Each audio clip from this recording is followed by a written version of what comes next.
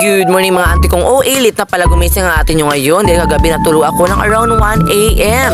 Sino ba naman ang maagang gigising niyan? Pagkatapos ko mag-ayos at magsuklay ng aking buhok, naghilamos na nga ako. Naway matanggal ang mutya ng mata mo. Mutya ng mata mo? Huy! Pagkatapos kong maghilamos ng aking face set, nagwalis agad ako sa aming bakuran. Naray napakaraming fooling leves. Fooling leves? Huy! Inuna ko nga pala ang harap ng bahay. Walis sino pang sa aking pagwalis, makita ko ng aking crushie. Crushie? Girl, haggard ka pa. Nga pala mga auntie kong OA, working student nga pala ako. Kaya naman aking magulang na pag-aralin nila ako. Pero mas pinili kong mag-working na lang para hindi maging pabigat. Huy, pabigat? Tularan nyo ba ako? Huy, di girl, di kasi nining B, Charis. Mga ate ko baka sabihin nyo sa aking mga magulang na obligasyon talaga nilang magtrabaho at magpaaral ng mga anak.